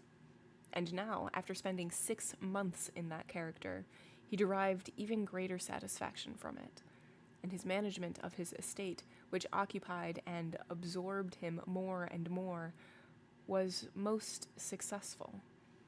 In spite of the immense sums cost him by the hospital, by machinery, by cows ordered from Switzerland, and many other things, he was convinced that he was not wasting, but increasing his substance. In all matters affecting income, the sales of timber, wheat, and wool, the letting of lands, Vronsky was hard as a rock, and knew well how to keep up prices. In all operations on a large scale on this and his other estates, he kept to the simplest methods, involving no risk, and in trifling details he was careful and exacting to an extreme degree. In spite of all the cunning and ingenuity of the German steward, who would try to tempt him into purchases by making his original estimate always far larger than really required, and then representing to Vronsky that he might get the thing cheaper and so make a profit. Vronsky did not give in. He listened to his steward, cross-examined him, and only agreed to his suggestions when the implement to be ordered or constructed was the very newest, not yet known in Russia, and likely to excite wonder. Apart from such exceptions, he resolved upon an increased outlay only where there was a surplus, and in making such an outlay, he went into the minutest details and insisted on getting the very best for his money, so that by the method on which he managed his affairs, it was clear that he was not wasting, but increasing his substance. In October, there were the provincial elections in the Kashinsky province, where were the states of Vronsky, Zviashki, Koznishev, Oblonsky, and a small part of Levin's land. These elections were attracting public attention from several circumstances connected with them, and also from the people taking part in them. There had been a great deal of talk about them, and great preparations were being made for them. Persons who never attended the elections were coming from Moscow, from Petersburg, and from abroad to attend these. Vronsky had long before promised Zviashki to go to them. Before the elections, Zviashki, who often visited, drove over to fetch Vronsky. On the day before, there had been almost a quarrel between Vronsky and Anna over this proposed expedition. It was the very dullest autumn weather, which is so dreary in the country, and so, preparing himself for a struggle, Vronsky, with a hard and cold expression, informed Anna of his departure, as he had never spoken to her before. But, to his surprise, Anna accepted the information with great composure, and merely asked when he would be back. He looked intently at her, at a loss to explain this composure. She smiled at his look. He knew that way she had of withdrawing into herself, and knew that it only happened when she had determined upon something without letting him know her plans. He was afraid of this, but he was so anxious to avoid a scene that he kept up appearances and half sincerely believed in what he longed to believe in, her reasonableness. "I hope you won't be dull." "I hope not," said Anna. "I got a box of books yesterday. No, I shan't be dull." She's trying to take that one, and so much the better, he thought. Or else it would be the same thing over and over again. And he set off for the elections without appealing to her for a candid explanation. It was the first time since the beginning of their intimacy that he had parted from her without a full explanation. From one point of view, this troubled him, but on the other side, he felt that it was better so. At first there will be, as this time, something undefined kept back, and then she will get used to it. In any case, I can give up anything for her, but not my masculine independence, he thought. Not my masculine independence. That was the end of chapter 25. So, chapter 25, we just get more into Anna and Vronsky's life, but not even in, an exciting way. They're just talking about, stuff. Just stuff that's not super exciting. But Vronsky does need to leave a couple days early to arrive at an election early, so that he can, situate himself in the way that he needs to. And so he tells Anna that he's going to leave, and she's like, "All right, bye." Instead of the usual, well, where are you going? When are you going to come back? When, who are you going to see? All of those questions. And so that's a little weird. Vronsky is like, all right, that's the first time she's ever just, let me leave, especially if I'm not, giving a full story. So So that's where we are. And we did mention in a previous chapter, Anna mentioned that Vronsky is gone like half of the time. So there it is. Chapter 26. In September, Levin moved to Moscow for Kitty's confinement. He had spent a whole month in Moscow with nothing to do, when Sergei Ivanovich, who had property in the Kachinsky province and took great interest in the question of the approaching elections, made ready to set off to the elections. He invited his brother, who had a vote in the Seleznevsky district, to come with him. Levin had, moreover, to transact in Kashin some extremely important business relating to the wardship of land and to the receiving of certain redemption money for his sister, who was abroad. Levin still hesitated, but Kitty, who saw that he was bored in Moscow and urged him to go, on her own authority ordered him the proper nobleman's uniform, costing £7. And that £7 paid for the uniform was the chief cause that finally decided Levin to go. He went to Kashin. Levin had been 6 days visiting the assembly each day and busily engaged about his sister's business, which still dragged on. The district marshals of nobility were all occupied with the elections, and it was impossible to get the simplest thing done that depended upon the court of wardship.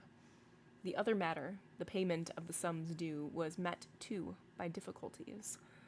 After long negotiations over the legal details, the money was at last ready to be paid, but the notary, a most obliging person, could not hand over the order, because it must have the signature of the president, and the president, though he had not given over his duties to a deputy, was at the elections. All these worrying negotiations, this endless going from place to place and talking with pleasant and excellent people, who quite saw the unpleasantness of the petitioner's position, but were powerless to assist him. All these efforts that yielded no result led to a feeling of misery in Levin, akin to the mortifying helplessness one experiences in dreams when one tries to use physical force. He felt this frequently as he talked to his most good-natured solicitor. This solicitor did, it seemed, everything possible, and strained every nerve to get him out of his difficulties. "I tell you what you might try," he said more than once. "Go to so-and-so and so-and-so." And the solicitor drew up a regular plan of getting round the fatal point that hindered everything. But he would add immediately, "It'll mean some delay, anyway, but you might try it." And Levin did try, and did go. Everyone was kind and civil, but the point evaded seemed to crop up again in the end, and again to bar the way. What was particularly trying was that Levin could not make out with whom he was struggling, to whose interest it was that his business should not be done. That no one seemed to know, the solicitor certainly did not know. If Levin could have understood why, just as he saw why one can only approach the booking office of a railway station in single file, it would have been so vexatious and tiresome to him. But with the hindrances that confronted him in his business, no one could explain why they existed. But Levin had changed a good deal since his marriage. He was patient, and if he could not see why it was all arranged like this, he told himself that he could not judge without knowing all about it, and that most likely it must be so, and he tried not to fret. In attending the elections, too, and taking part in them, he tried now not to judge, not to fall foul of them, but to comprehend as fully as he could the question which was so earnestly and ardently absorbing honest and excellent men whom he respected. Since his marriage, there had been revealed to Levin so many new and serious aspects of life that had previously, through his frivolous attitude to them, seemed of no importance. That in the question of the elections, too, he assumed and tried to find some serious significance. Sergei Ivanovich explained to him the meaning and object of the proposed revolution at the elections. The marshal of the province, in whose hands the law had placed the control of so many important public functions, the guardianship of wards, the very department which was giving Levin so much trouble just now, the disposal of large sums subscribed by the nobility of the province, the high schools, female, male, and military, and popular instruction on the new model, and finally, the district council. The marshal of the province, Snetkov, was a nobleman of the old school, dissipating an immense fortune, a good-hearted man, honest after his own fashion, but utterly without any comprehension of the need of modern days. He always took, in every question, the side of nobility. He was positively antagonistic to the spread of popular education, and he succeeded in giving a purely party character to the district council, which ought, by rights, to be of such an immense importance. What was needed was to put in his place a fresh, capable, perfectly modern man of contemporary ideas, and to frame their policy so as from the rights conferred upon the nobles, not as the nobility, but as an element of the district council, to extract all the powers of self-government that could possibly be derived from them. In the wealthy Kashinsky province, which always took the lead of other provinces in everything, there was now such a preponderance of forces that this policy, once carried through properly there, might serve as a model for other provinces for all Russia, and hence the whole question was of the greatest importance. It was proposed to elect as marshal in place of Snetkov either Zviashki or, better still, Nevyedovsky, a former university professor, a man of remarkable intelligence and a great friend of Sergei Ivanovich.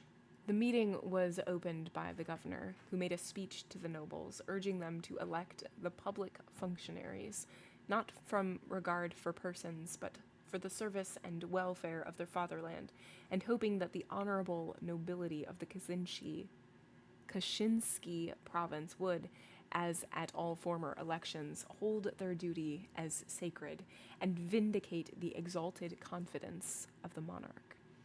When he had finished with his speech, the governor walked out of the hall, and the noblemen noisily and eagerly, some even enthusiastically, followed him and thronged round him while he put on his fur coat and conversed amicably with the marshal of the province. Levin, anxious to see into everything and not to miss anything, stood there, too, in the crowd, and heard the governor say, "Please tell Marya Ivanovna my wife is very sorry she couldn't come to the home." And thereupon the nobles, in high good humor, sorted out their fur coats, and all drove off to the cathedral. In the cathedral, Levin, lifting his hand like the rest and repeating the words of the archdeacon, swore with most terrible oaths to do all the governor had hoped they would do. Church services always affected Levin, and as he uttered the words, "I kiss the cross," and glanced round at the crowd of young and old men repeating the same, he felt touched. On the second and third days there was business relating to the finances of the nobility and the female high school, of no importance whatever, as Sergei Ivanovich explained, and Levin, busy seeing after his own affairs, did not attend the meetings. On the fourth day, the auditing of the marshal's accounts took place at the high table of the marshal of the province, and then there occurred the first skirmish between the new party and the old. The committee who had been deputed to verify the accounts reported to the meeting that all was in order. The marshal of the province got up, thanked the nobility for their confidence, and shed tears. The nobles gave him a loud welcome and shook hands with him. But at that instant, a nobleman of Sergei Ivanovich's party said that he had heard that the committee had not verified the accounts, considering such a verification an insult to the marshal of the province. One of the members of the committee incautiously admitted this. Then a small gentleman, very young-looking but very malignant, began to say that it would probably be agreeable to the marshal of the province to give an account of his expenditures of the public moneys, and that the misplaced delicacy of the members of the committee was depriving him of his moral satisfaction. Then the members of the committee tried to withdraw their admission, and Sergei Ivanovich began to prove that they must logically admit either that they had verified the accounts or that they had not, and he developed his dilemma in detail. Sergei Ivanovich was answered by the spokesman of the opposite party. Then Zviashki spoke, and then the malignant gentleman again. The discussion lasted a long time and ended in nothing. Levin was surprised that they should dispute upon this subject so long, especially as, when he asked Sergei Ivanovich whether he supposed that money had been misappropriated, Sergei Ivanovich answered, "Oh no, he's an honest man, but those old-fashioned methods of paternal family arrangements in the management of provincial affairs must be broken down." On the 5th day came the elections of the district marshals. It was rather a stormy day in several districts. In the Selezhnevsky district, Zviashki was elected unanimously without a ballot, and he gave a dinner that evening. End of chapter 26. Okay, so we knew that Vronsky was going to the elections and going a couple days before, and apparently so is Levin. And in fact, Kitty was like, "Please go." And I'm wondering if Kitty was like, "Please get out of my hair. Leave me be, Levin." But he went, and so he had been there for 6 days, and so now we are getting a recounting of the 6 days. And it is all very, very red tape. Very, very red tape, to the point where, like, some people don't even know who actually does the authority of certain things or does the approval of certain things being passed on. And we do get a couple familiar names thrown out, like Zviashki and what was the other one that we know? We all know I'm terrible with names, but there was another name that kept popping up. So interesting that we're getting it from Levin's perspective, who has very strong feelings about education, which was brought up specifically for, women being in education, and that he was like, I don't really have much to say about that, so I didn't go to those meetings because women shouldn't be educated. And yeah, so it's just interesting seeing it from his perspective, but yeah, it's just very, very bureaucracy. And I'm sure that people who are just like Tolstoy or Anna Karenina scholars would tell me all of the things that I'm missing from this chapter. But I'm just here for the drama. So, moving right along then. Chapter 27. The 6th day was fixed for the election of the marshal of the province. The rooms, large and small, were full of noblemen in all sorts of uniforms. Many had come only for that day. Men who had not seen each other for years, some from the Crimea, some from Petersburg, some from abroad, met in the rooms of the Hall of Nobility. There was such discussion around the governor's table under the portrait of the Tsar. The nobles, both in the larger and the smaller rooms, grouped themselves in camps, and from their hostile and suspicious glances, from the silence that fell upon them when outsiders approached a group, and from the way that stone, whispering together, retreated to the farther corridor, it was evident that each side had secrets from the other. In appearance, the noblemen were sharply divided into 2 classes, the old and the new. The old were, for the most part, either in old uniforms of the nobility, buttoned up closely, with spurs and hats, or in their own special naval, cavalry, infantry, or official uniforms. The uniforms of the older men were embroidered in the old-fashioned way with epaulets on their shoulders. They were unmistakably tight and short in the waist, as though their wearers had grown out of them. The younger men wore the uniform of the nobility with long waists and broad shoulders, unbuttoned over white waistcoats or uniforms with black collars, and with the embroidered badges of justice of the peace. To the younger men belonged the court uniforms that here and there brightened up the crowd. But the division into young and old did not correspond with the division of parties. Some of the young men, as Levin observed, belonged to the old party, and some of the very oldest noblemen, on the contrary, were whispering with Zviashki, and were evidently ardent partisans of the new party. Levin stood in the smaller room, where they were smoking and taking light refreshments, close to his own friends, and listening to what they were saying. He conscientiously exerted all his intelligence, trying to understand what was said. Sergei Ivanovich was the center round which the others grouped themselves.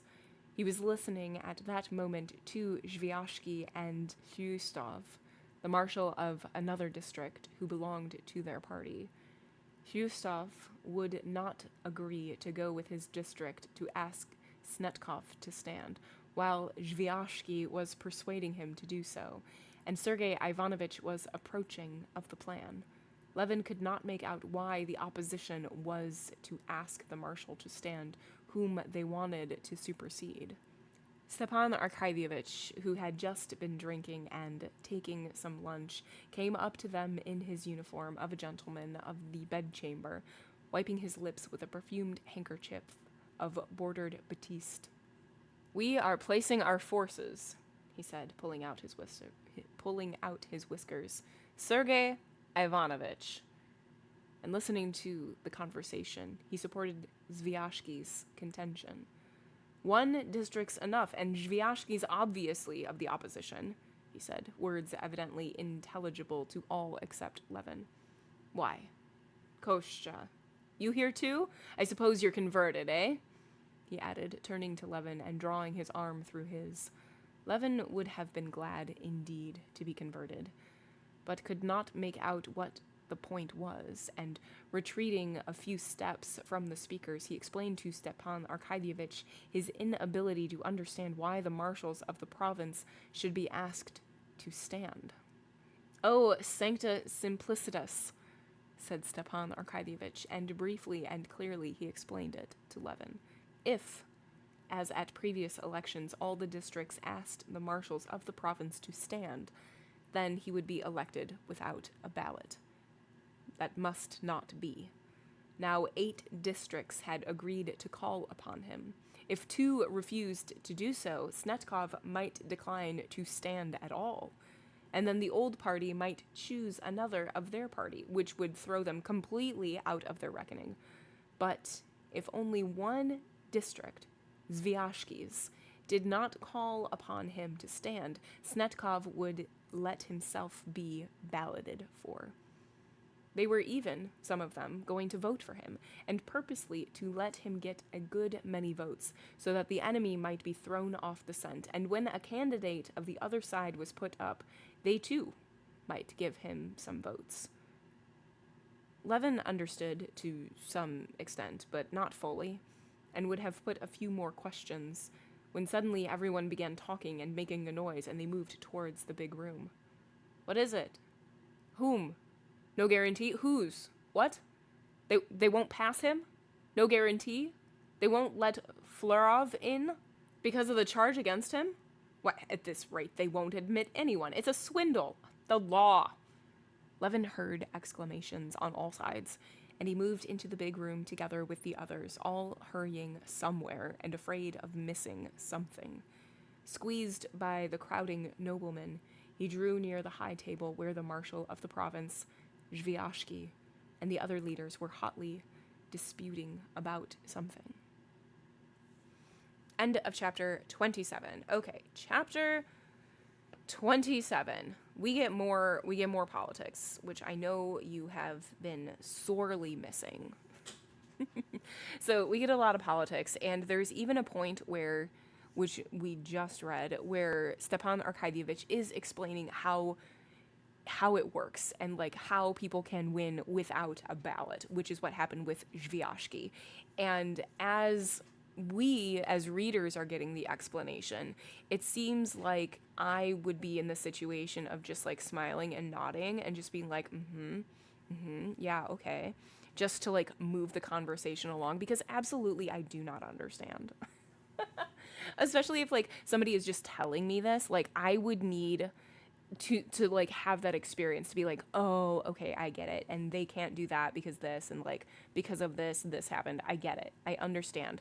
It's kind of like when like before this last Sunday's game, the Bears had a 3% chance of being in the playoffs, and that there was this whole list of circumstances that needed to be met in order for that to happen.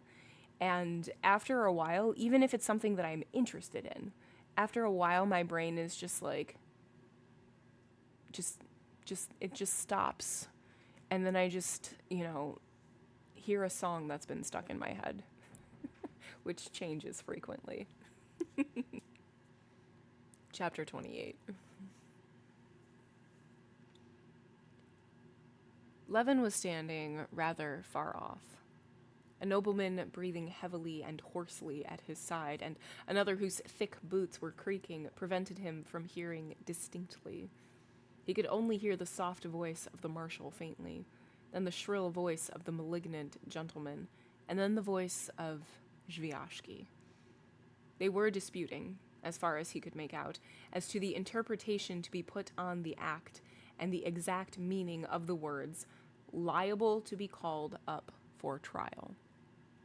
The crowd parted to make way for Sergei Ivanovich approaching the table.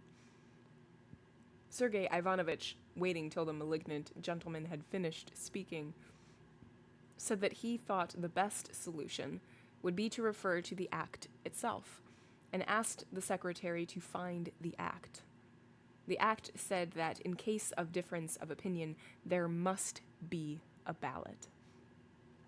Sergei Ivanovich read the act and began to explain its meaning, but at that point a tall, stout, round-shouldered landowner with dyed whiskers in a tight uniform that cut the back of his neck interrupted him. He went up to the table and, striking it with his finger ring, he shouted loudly, "A ballot! Put it to the vote! No need for more talking!" Then several voices began to talk all at once, and the tall nobleman with the ring, getting more and more exasperated, shouted more and more loudly, but it was impossible to make out what he said. He was shouting for the very course Sergei Ivanovich had proposed, but it was evident that he hated him and all his party, and this feeling of hatred spread through the whole party and roused in opposition to it the same vindictiveness, though in a more seemly form, on the other side. Shouts were raised, and for a moment all was confusion, so that the marshal of the province had to call for order. A ballot! A ballot! Every nobleman sees it. We shed our blood for our country. The confidence of the monarch. No checking the accounts of the marshal. He's not a cashier. That's not the point. Votes, please. Beastly, called furious and violent voices on all sides. Looks and faces were even more violent and furious than their words. They expressed the most implacable hatred. Levin did not in the least understand what was the matter, and he marveled at the passion with which it was disputed, whether or not the decision about Flerov should be put to the vote.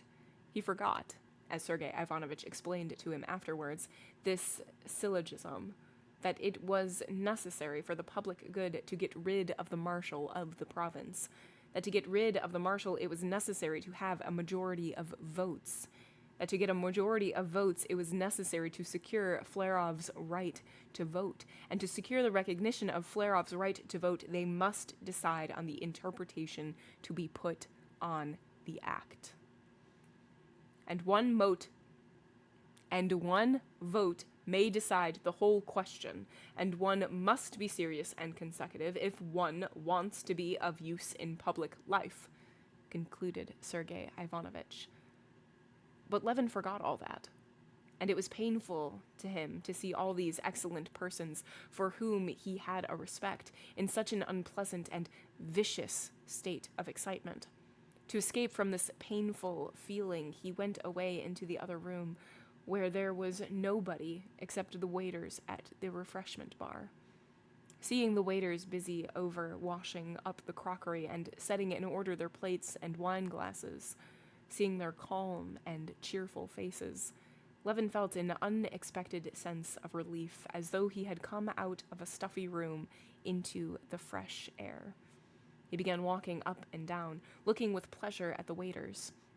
He particularly liked the way one gray-whiskered waiter, who showed his scorn for the other younger ones and was jeered at by them, was teaching them how to fold up napkins properly. Levin was just about to enter into conversation with the old waiter when the secretary of the court of wardship, a little old man whose specialty was to know all the noblemen of the province by name and patronymic, drew him away. "Please come, Konstantin Dmitrievich," he said. "Your brother's looking for you. They are voting on the legal part." Levin walked into the room, received a white ball, and followed his brother, Sergei Ivanovich, to the table where Zviashki was standing with a significant and ironical face, holding his beard in his fist and sniffing at it. Sergei Ivanovich put his hand into the box, put the ball somewhere, and, making room for Levin, stopped. Levin advanced, but utterly forgetting what he was to do and much embarrassed, he turned to Sergei Ivanovich with the question, "Where am I to put it?" He asked this softly, at a moment when there was talking going on near, so that he had hoped his question would not be overheard, but the persons speaking paused, and his improper question was overheard. Sergei Ivanovich frowned. "That is a matter for each man's own decision," he said severely. Several people smiled. Levin crimsoned, hurriedly thrust his hand under the cloth, and put the ball to the right as it was in his right hand. Having put it in, he recollected that he ought to have thrust his left hand, too, so he thrust it in, though too late, and, still more overcome with confusion, he beat a hasty retreat into the background. 126 for admission, 98 against," sang out the voice of the secretary, who could not pronounce the letter R. Then there was a laugh. A button and 2 nuts were found in the box. The nobleman was allowed the right to vote, and the new party had conquered. But the old party did not consider themselves conquered. Levin heard that they were asking Snetkov to stand, and he saw that a crowd of noblemen was surrounding the marshal, who was saying something. Levin went nearer. In reply, Snetkov spoke of the trust the noblemen of the province had placed in him, the affection they had shown him, which he did not deserve, as his only merit had been his attachment to the nobility, to whom he had devoted 12 years of service. Several times he repeated the words, "I have served to the best of my powers with truth and good faith. I value your goodness, and thank you." And suddenly he stopped short from the tears that choked him and went out of the room. Whether these tears came from a sense of the injustice being done him, from his love for the nobility, or from the strain of the position he was placed in, feeling himself surrounded by enemies, his emotion infected the assembly. The majority were touched, and Levin felt a tenderness for Snetkov. In the doorway, the marshal of the province jostled against Levin. "Beg pardon. Excuse me, please," he said to a stranger. But recognizing Levin, he smiled timidly. It seemed to Levin that he would have liked to say something, but could not speak for emotion. his face and his whole figure in his uniform with the crosses and white trousers striped with braid, as he moved hurriedly along, reminded Levin of some hunted beast who sees that he is in evil case. This expression in the marshal's face was particularly touching to Levin, because only the day before he had been at his house about his trustee business and had seen him in all his grandeur, a kind-hearted, fatherly man. The big house with the old family furniture, the rather dirty, far from stylish, but respectful footmen, unmistakably old house serfs who had stuck to their master, the stout, good-natured wife in a cap with lace and a Turkish shawl, petting her pretty grandchild, her daughter's daughter, the young son, a sixth-form high school boy, coming home from school and greeting his father, kissing his big hand. The genuine, cordial words and gestures of the old man. All this had, the day before, roused an instinctive feeling of respect and sympathy in Levin. This old man was a touching and pathetic figure to Levin now, and he longed to say something pleasant to him. You're sure to be our marshal again, he said.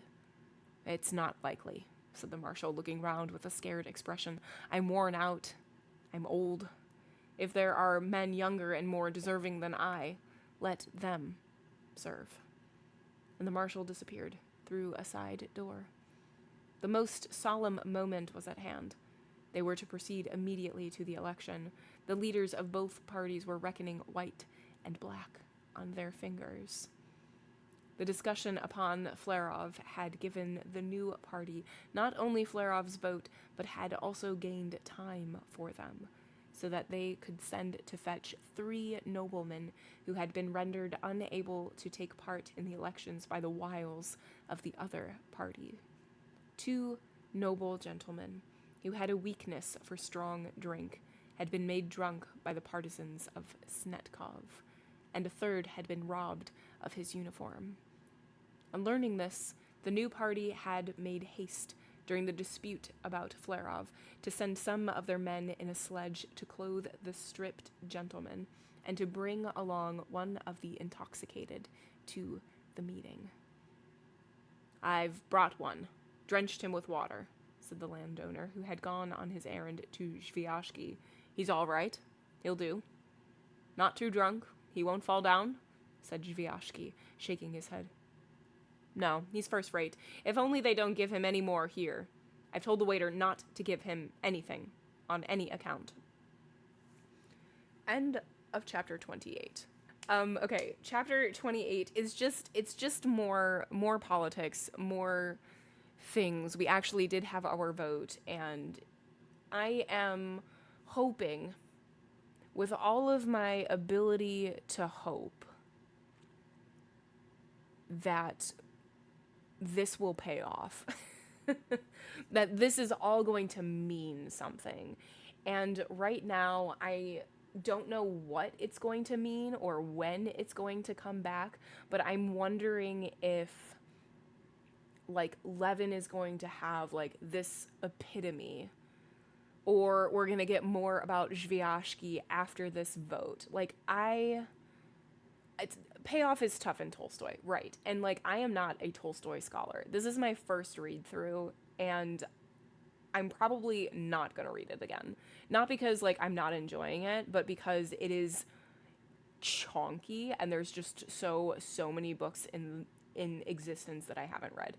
But I'm sure that, like, if I were to, like, sit down in a class and, like, talk with other people about the symbolism and, like, looking up the actual, like, Russian culture of this time and the Russian politics of this time and all of those things, I'm sure I would be able to be like, yes, this is a pivotal moment or something like that. But I don't have that. I don't have that knowledge. So right now, just being a reader who is not here for the purpose of writing a dissertation, I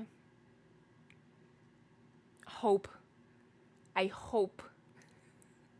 that we just get more, and that these chapters will do something for our enjoyment and for us later that isn't so like, if you know type of a thing. Like, it's not so like inside.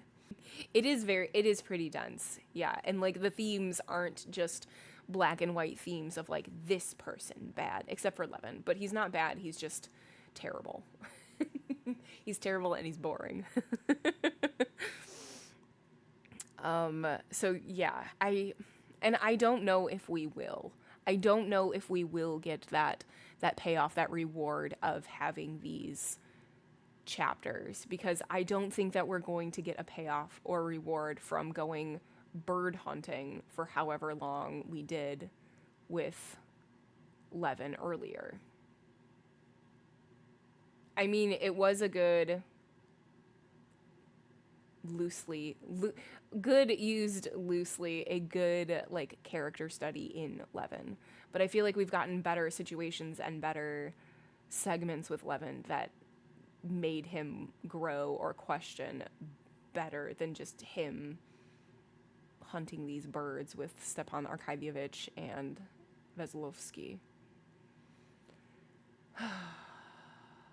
So yes, that was lovely. It was a pleasure. As always, whether you lurk, whether you chat, I 1000% appreciate you. And I 1000% appreciate your support. If I don't see you next time, I hope to see you very soon. Bye!